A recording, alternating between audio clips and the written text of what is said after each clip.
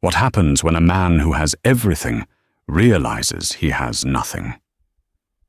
Julian Vance, a billionaire whose name is carved into the New York skyline, could buy cities, but couldn't buy his own son's silence.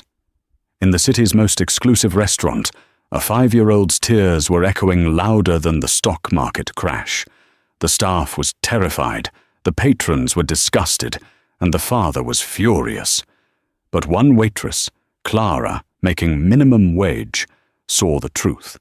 She risked her job, walked over, and spoke the one sentence that would shatter and rebuild all of their lives. L'Étoile d'Or was not a place for children. It was a place for whispers, for deals sealed over $500 bottles of Bordeaux, and for the kind of quiet, suffocating luxury that felt more like a museum than a restaurant. The carpets were so thick they seemed to drink sound. The chandeliers didn't sparkle. They glowed with old-world wealth, which is why the sound was so violating. It wasn't a tantrum. A tantrum is a storm, loud, sharp, and full of anger. This was a lament, a thin, reedy, continuous wail that cut through the clinking of crystal silver and the polite murmurs of the city's elite. The sound was coming from Table 7, the restaurant's most coveted alcove, currently occupied by Julian Vance and his 5-year-old son, Leo. Julian Vance was a man sculpted from cold granite and ambition. He was Wall Street royalty, a real estate titan whose angular face graced the covers of Forbes and Fortune. He wore a custom-tailored Tom Ford suit that probably cost more than his waitress's yearly salary. He was, at that moment, staring at his phone, his thumb scrolling rhythmically, while his jaw tightened with every sob that escaped his son. "Leo, stop it," he said, his voice a low, controlled hiss. He didn't look up from the screen. "Just stop. I told you, we'll go to the toy store tomorrow." Leo, small for his age, with his father's dark hair and a face pale with misery, didn't seem to hear. He was staring at a magnificent, untouched chocolate lava cake, a single, perfect raspberry on top. A tear rolled off his cheek and splashed onto the plate, mingling with the raspberry coulis. He wasn't kicking. He wasn't screaming. He was just weeping. A deep, agonizing, hopeless sound. Across the dining room, Clara Donovan was polishing a wine glass, her knuckles white. She was new to L'Étoile. She'd taken the job 3 months ago, out of sheer desperation, a placeholder in a life that had been violently derailed. She watched Robert, the maitre d', approach the table. Robert was a master of diplomacy, a man who could handle drunk socialites and demanding politicians with equal grace. "Mr. Vance," Robert murmured, offering a polished silver box. "Perhaps a complimentary truffle for the young man. Our pastry chef made them just this afternoon." Julian Vance finally looked up, and his eyes were chips of ice. "Robert, what I perhaps need is for my son to be quiet. This is unacceptable. Leo, you are embarrassing me." The word embarrassing struck the child like a physical blow. The wail hitched, then escalated, a raw, primal cry of, "No, no, I want her." Patrons at other tables were now openly staring. A woman in pearls muttered, "Dreadful," to her companion. Julian's face went from pale anger to a dark, flush-red fury. He was a man who controlled boardrooms, who managed billion-dollar acquisitions, and he was being undone by a 40-pound child. "That's it," Julian snapped, grabbing his son's thin arm. "We are leaving." "Sir," Robert began, but Julian cut him off. "And you," Julian said, his voice dangerously quiet, "will be comping this entire meal." "No!" Leo shrieked, pulling away from his father. "I don't want to go. I want to wait." It was then that Clara moved. She didn't know why. It was against every rule. Rule 1, you are invisible. Rule 2, the customer is always right, especially the billionaire customer. Rule 3, never, ever get involved in a domestic dispute. But she wasn't seeing a billionaire. She wasn't seeing a spoiled child. She was seeing a drowning boy and a man who was holding his head under the water. She set the wine glass down and walked directly to table 7. Robert's eyes widened in horror. "Miss Donovan, no." Clara didn't stop. She reached the alcove, standing just behind the half-circle of the velvet-backed booth. Julian Vance looked at her, his expression one of pure, unadulterated shock. Who was this server to interrupt him? "Sir," Clara said, her voice surprisingly steady, though her heart was hammering against her ribs so hard she thought he might see it. "Get away from my table," Julian seethed. "Sir, please," she said, her eyes locked not on him, but on the little boy who was now hyperventilating. Don't you see?" Julian stood up, a full foot taller than her. He was about to unleash the kind of verbal annihilation that made CEOs cry. "See what? What could you possibly?" And then she said it, the line that hung in the air, silencing the entire restaurant. "He doesn't need another toy," Clara said, her voice soft but piercing. "He doesn't need a dessert. He's not trying to embarrass you."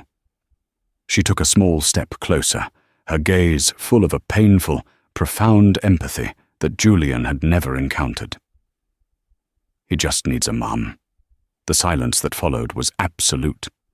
Julian Vance froze, his mouth half open. The rage in his eyes flickered, replaced by something dark and unreadable. Leo's sobs miraculously stopped. He turned his tear-streaked face, his eyes wide, and just stared at Clara. Clara felt the blood drain from her face. She had just fired herself.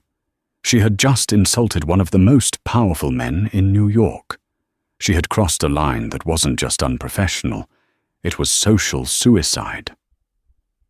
Julian's hand, which had been reaching for his son, slowly clenched into a fist at his side. He stared at her, not as a person, but as an anomaly, an equation he couldn't solve. Robert was already rushing over, his face ashen. "Mr. Vance, I am so sorry. This is her last night. I will handle this." "Leave us," Julian commanded, his voice a flat, dead thing. Robert froze. "Sir, get out." Robert vanished. Clara was left alone in the alcove with the billionaire and his son. She should have run. She should have apologized. Instead, she slowly knelt, bringing herself down to Leo's level. She ignored Julian completely. "Hi there," she whispered, her voice gentle. "That cake looks very chocolatey, but I guess you're not in a chocolate mood, are you?" Leo just stared, his chest hitching with the aftershocks of his cries. He looked at her, his eyes searching her face with an unnerving intensity. Julian watched, dumbfounded. He had employed the best nannies, the most expensive child therapists, the most acclaimed behavioral specialists.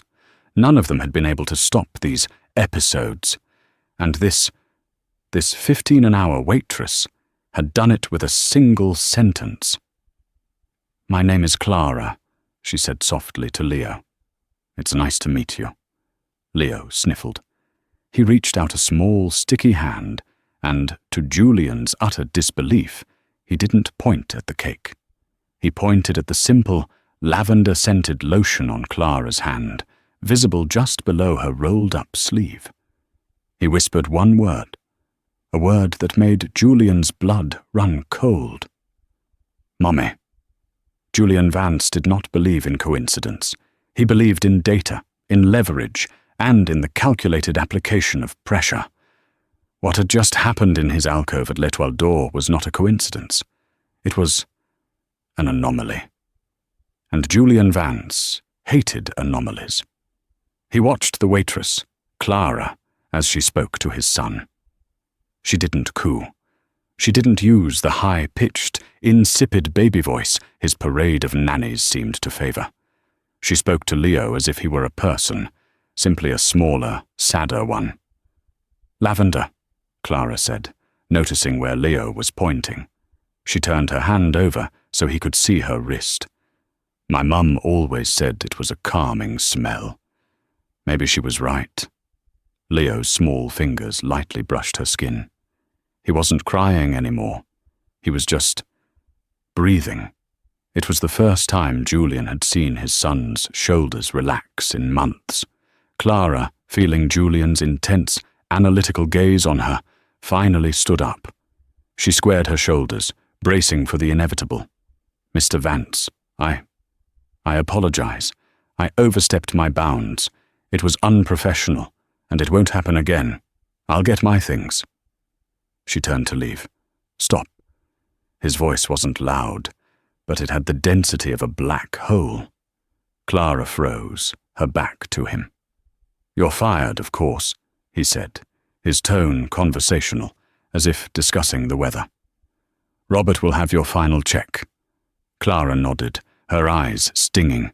She expected it. She deserved it. But the small "oh" that came from Leo as she tensed was what hurt. "I understand. However," Julian continued, pulling his wallet from his inner jacket pocket.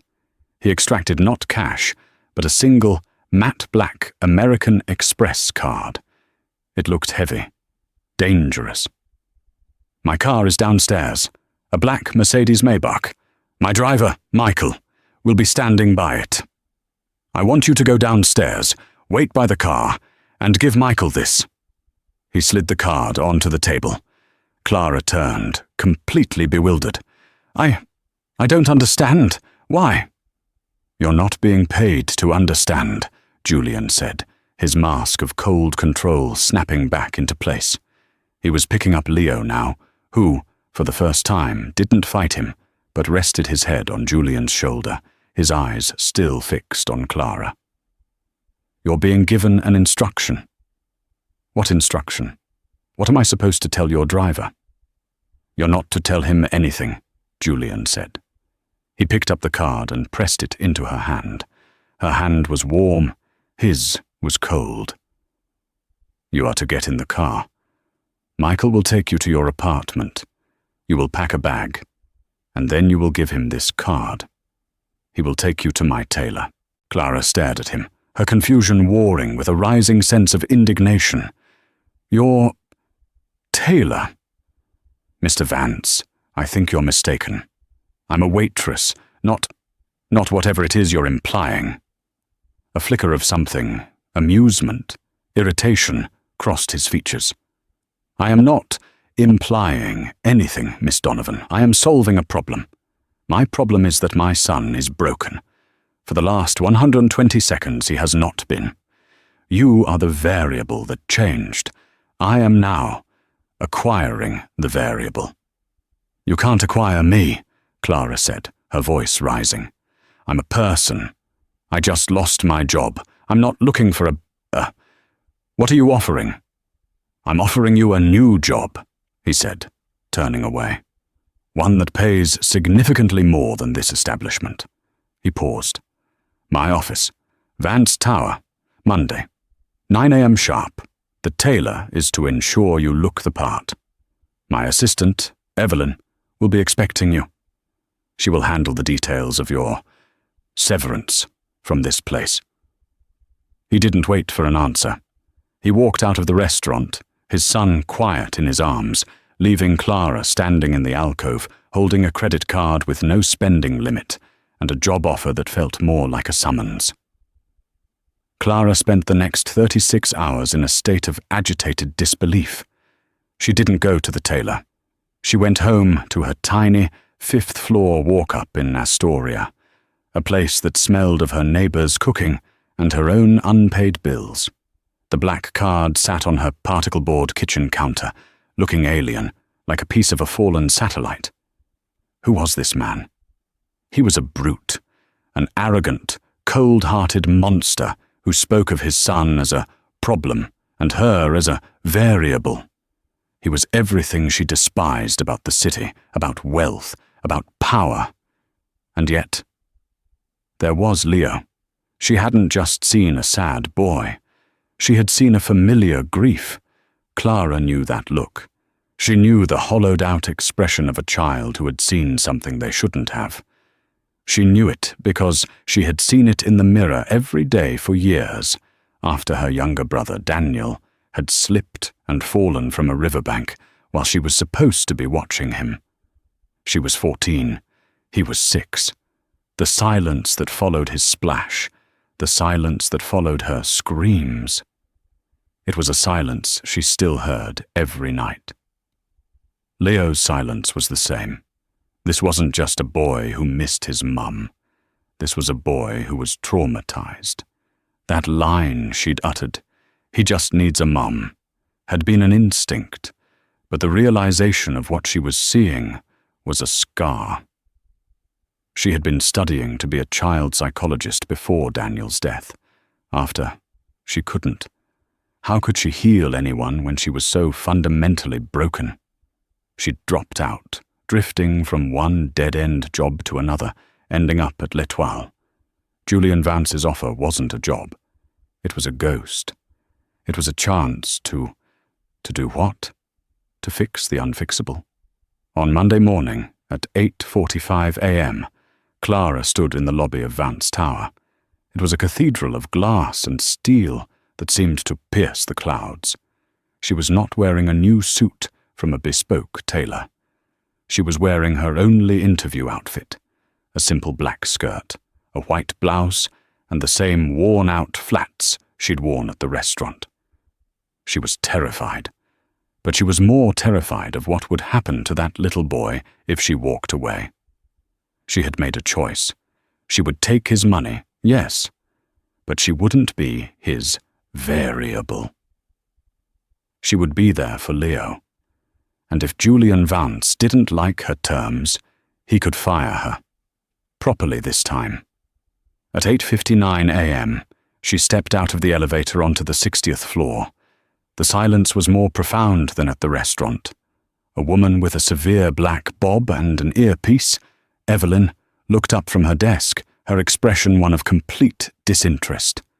"You're late," Evelyn said. My watch says 8:59. Mr. Vance was ready at 8:58, and you didn't go to the tailor." Evelyn's eyes scanned Clara's outfit with clinical disdain. "No, I didn't. He won't like that." "I'm not here to be liked," Clara said, her voice shaking only slightly. Evelyn almost smiled. "No, I suppose you aren't." She stood. "He's waiting. This way."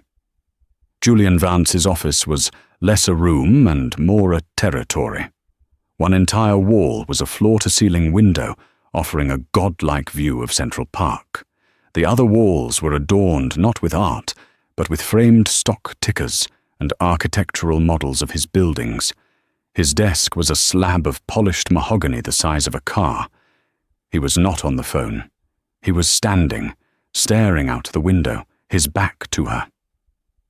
"You didn't go to the tailor," he stated. It wasn't a question. "No. You also didn't use the card for a car. You took the subway, the N train. You transferred at 59th. Clara felt a cold chill run down her spine. You had me followed." "I had my asset tracked," he corrected, still not turning around. "The card. It's how I ensure my investments are secure. You were a very insecure investment, Miss Donovan. You cost me a considerable amount of goodwill with Robert, which I had to rectify this morning with a very large donation to his staff's holiday fund. I'm not an asset, Mr. Vance, and I'm not an investment." He turned, and for the first time, she saw him without the restaurant's dim, flattering light. He looked exhausted. There were dark, bruised-looking circles under his eyes. The iron control was still there, but it was frayed at the edges. "In my world, Miss Donovan, everything is an investment. My time, my money, my family." He gestured to a chair. "Sit." She sat. He remained standing, looming over her. "My son Leo," he began, his voice all business. "He has episodes, as you saw. They began 6 months ago. We have tried everything. Dr. Alistair Finch, the best child psychiatrist in the state. Dr. Helen Breen, a behavioral therapist from Johns Hopkins. We've tried medication. We've tried sensory deprivation rooms. We've tried everything. Nothing works. Until Saturday night. Until you." He leaned against his desk, crossing his arms. "So, tell me, what is your method? What did you do?" Clara looked at him, and her fear was suddenly replaced by a sharp, clear anger. "My method? You think I have a method? You really see the world as a machine, don't you? A button to press, a lever to pull." "That is exactly how I see it," Julian said flatly. "Find the right lever. The problem is solved. You, apparently, are the lever. I want to know why." "Because I saw him," Clara said, her voice passionate. "You were looking at your phone. Your maitre d' was looking at the other customers. I was looking at him. He's not broken. He's grieving." Julian's face darkened. "You know nothing about—" "His mother," Clara cut him off. "That's what this is. He's grieving his mother. He wailed for her. He smelled the lotion on my hand and he whispered, 'Mommy.' Your therapists and doctors, are they letting him grieve? Or are they just trying to manage the problem so you can get back to your phone?" The shot landed. Julian visibly flinched, as if she'd slapped him. "My wife," he said, his voice dropping an octave, "was named Isabel. She died 6 months ago. A car accident in the Hamptons. Leo, he was in the car with her." Clara's breath caught in her chest. "An accident. And he was in the car. The poor boy." Her heart ached. The memory of her brother Daniel, the cold water. She pushed it down. "Mr. Vance, Julian, he doesn't just need a mum. He needs to process a trauma. He needs to know he's not alone." "That's what the nannies are for," Julian said, dismissing it. "He has 3. They work in 8-hour shifts. He is never alone." "Being surrounded by paid staff is the loneliest thing in the world," Clara shot back. "He's alone. He's in that penthouse, and he is completely and utterly alone." Julian stared at her for a long, heavy minute. The silence stretched, filled only by the distant hum of the city. He was reassessing. He had expected a sycophant, or an opportunist, or a fool. He had not expected this. "Evelyn," he said, pressing a button on his desk intercom. "Bring the file." A moment later, Evelyn entered, placed a slim, leather-bound folder on his desk, and vanished. Julian opened it. "This is a non-disclosure agreement," he said. "Standard. It forbids you from speaking about me, my son, my life, my staff, or anything you see or hear within my properties, in perpetuity. The penalty for breaking it is $10 million. He slid it across the desk. "This," he continued, sliding a second document over, "is your contract. You will not be a nanny. The nannies will continue to handle his feeding, bathing, and schedule. You will be a developmental companion. Your sole job is to be with Leo, to talk to him, to do whatever it is you do, to stop the episodes." He named a salary. It was a number so large Clara felt dizzy. It was more than she would have made in a decade at the restaurant. "You will live in the penthouse. You will have your own room, your own bathroom. You will be on call 24/7. You get 1 day off every 2 weeks. These are the terms. Sign. And my son is your problem. Don't, and I will have you blacklisted from every service industry job in this city for the stunt you pulled Saturday." It was a threat and a promise, woven together. The ultimate Julian Vance special. A velvet glove wrapped around a brick. Clara looked at the papers. The NDA, the contract, the life-changing money, the life-destroying threat. She picked up the pen, but she didn't sign. "I have my own terms," she said. Julian's eyebrows shot up. "Excuse me?" "I'll sign the NDA. I don't care about your secrets, but I won't sign this contract. Not like this." "You are in no position to negotiate, Miss Donovan." "I'm in the only position to negotiate," Clara said, surprised at her own boldness. "You said it yourself. I'm the lever, which means I have the leverage. So here are my terms." She stood up, mirroring him. 1. I am not a developmental companion. I am Clara. That's my title. 2. The nannies report to me when it comes to his emotional care. 3. You. You will be home for dinner. Every night at 6 p.m. No phones, no exceptions. Julian scoffed. "That is absurd. My business, your business can wait. Your son cannot. You don't get to buy me, lock me in a tower with him, and go back to your acquisitions. You want to fix your son? You have to be part of the solution. You have to be a father." "And 4, she said, pressing her advantage. "I am not on call 24/7. I will be there for him, always. But I am not your property. I get Sundays off, all of Sunday, and I leave the penthouse." Julian looked at her, a strange, calculating expression on his face. He was angry, yes, but he was also intrigued. No one had ever spoken to him like this. Not his board, not his lawyers, and certainly not his late wife. "You are," he said, almost to himself, "unbelievably arrogant." "I am," Clara agreed, "unbelievably serious. You want my help? That's the price. Not the money. The time. Your time." He stared at the contract. He stared at her. He thought of the wailing.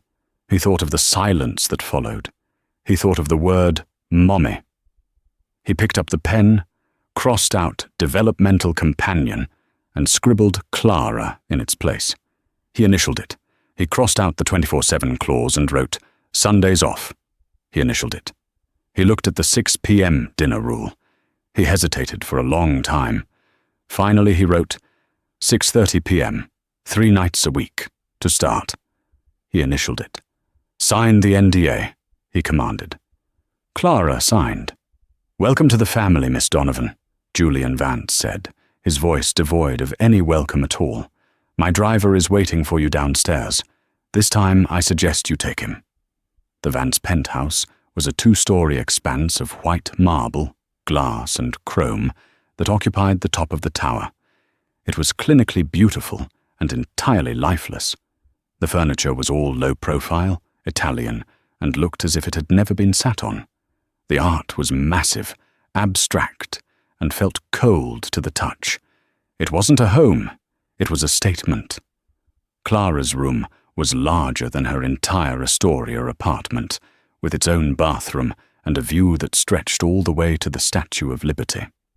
A suitcase, which she recognized as belonging to his assistant Evelyn, sat on the bed. Inside was a collection of new, tasteful, and aggressively neutral clothes: cashmere sweaters, black trousers, silk blouses. Julian's tailor had found her after all. She hated it. The true heart of the penthouse, however, was Leo's wing. It was a testament to a father's attempt to substitute money for presents. There was a playroom the size of a basketball court, containing a literal 2-story jungle gym, a ball pit, and shelves sagging with every toy imaginable. Most, Clara noted, were still in their original packaging.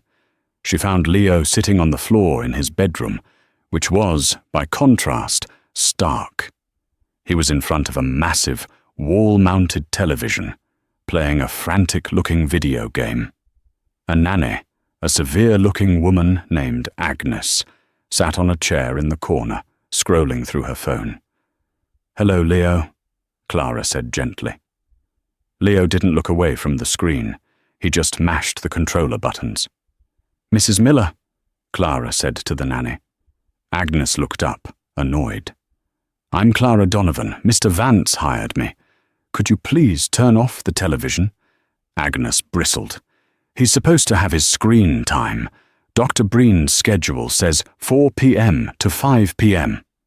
It's 4:15, Clara said, and I'm changing the schedule. Please turn it off. I take my orders from Mr. Vance, not I am Mr. Vance's orders, Clara said, using the same flat, final tone she'd heard him use. It worked. Agnes, huffing, turned off the television. The effect was immediate. The room plunged into silence. Leo's face crumpled. The wail was building in his throat. No, no, no, he cried, scrambling for the remote. Turn it on. Turn it on. Agnes looked at Clara with a smug, I told you so expression. Clara ignored her. She knelt on the floor in front of Leo, who was now beginning to hyperventilate. Hey, Leo, it's me.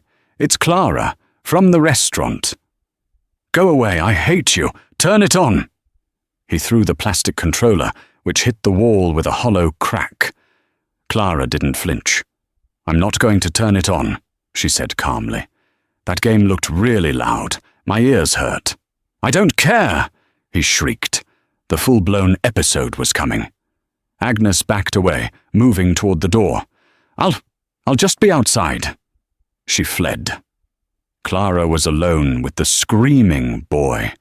She didn't try to touch him. She didn't try to placate him. She just sat on the floor, cross-legged, about 5 feet away. She waited. Leo screamed for 10 solid minutes. He screamed until his voice was hoarse. He screamed, I want Mommy, and I hate you, and go away.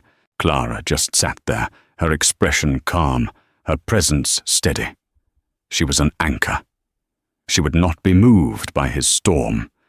Finally, the screams subsided into ragged sobs. He was exhausted. He huddled against the wall, his small body shaking. Clara didn't move closer.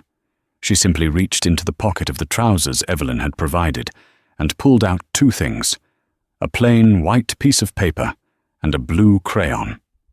She placed the paper on the thick white carpet and began to draw.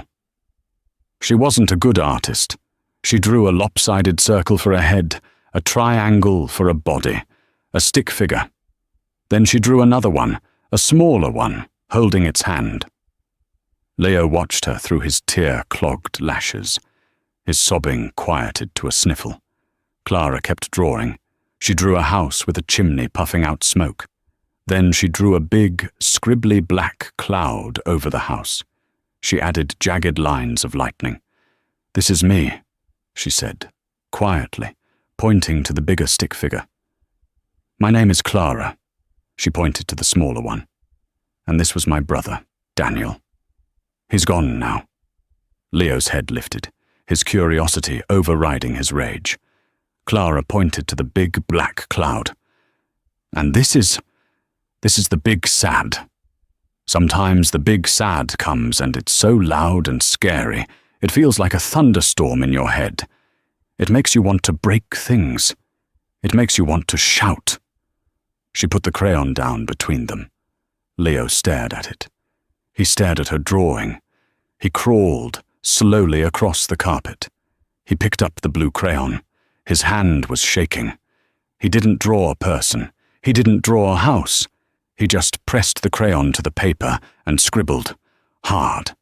He scribbled and scribbled, a chaotic mess of blue, breaking the crayon tip, grinding it into the paper until his breathing was heavy and his face was red. He scribbled until there was a dark, angry, violent hole in the middle of the paper. Then he stopped. He looked at the hole he'd made. It's in the car, he whispered, the first real words he'd spoken to her. It's dark, and the radio was singing, and then the glass. Clara's heart shattered. She wanted to hug him, to shield him. But she knew that wasn't what he needed.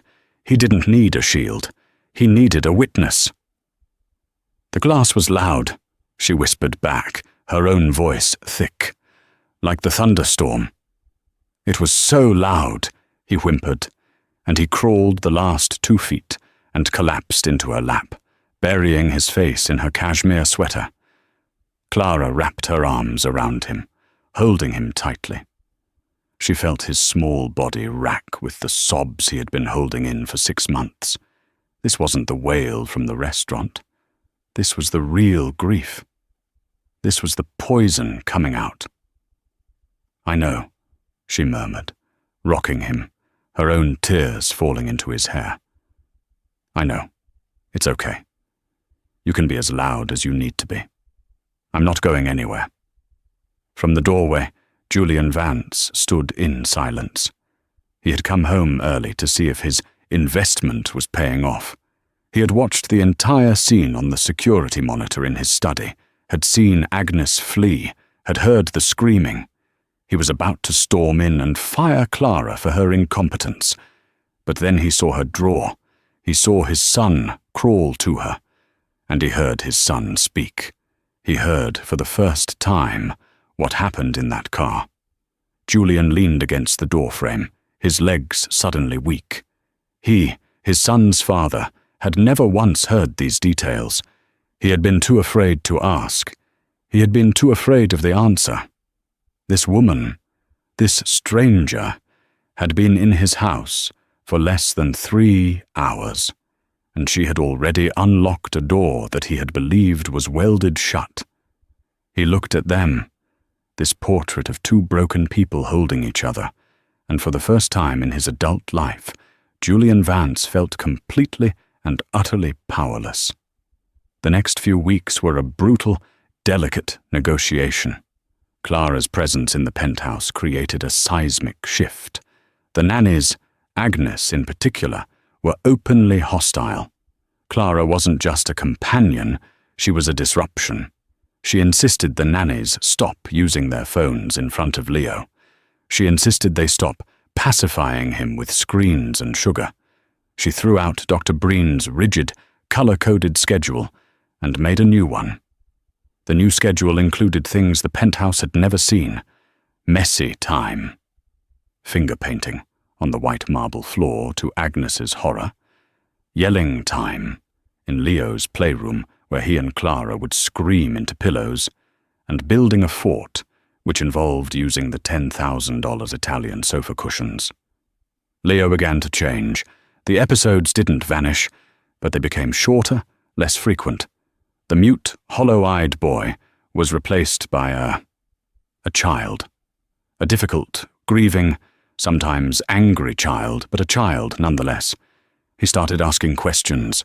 He started laughing, a rusty, unused sound. Clara, too, was changing. The fog of her own grief, the one she had lived in since Daniel's death, was beginning to lift. In healing Leo, she was, piece by piece, healing herself. She was no longer a waitress. She was no longer a dropout. She was necessary. The biggest challenge, however, was not Leo. It was Julian. "What is this?" he demanded, walking into the kitchen at 6:45 p.m. on a Tuesday. He was holding a piece of paper. Clara was at the stove, helping Leo stir a pot of spaghetti sauce. The kitchen, usually sterile, was a mess. There was flour on the counter, sauce on Leo's face, and the smell of garlic and oregano in the air. "That," Clara said, not looking up, "is a grocery list." "It has gummy worms on it," Julian said, his voice laced with disapproval. "They're for our dirt cups tomorrow. Pudding, crushed Oreos and gummy worms. It's a classic." "This is junk. I pay for a private chef, Henri, to curate a macrobiotically balanced, organic." "Henri's food is lovely, Julian," Clara interrupted. "It's also food that no 5-year-old on earth wants to eat. We are making spaghetti. You're late. Your rule was 6:30. Julian stiffened. He hated being managed. "I had a conference call with the Tokyo exchange. It couldn't be helped." "Did the exchange collapse?" Clara asked sweetly. "No, but then it could have been helped." She handed him a wooden spoon. You're on salad duty.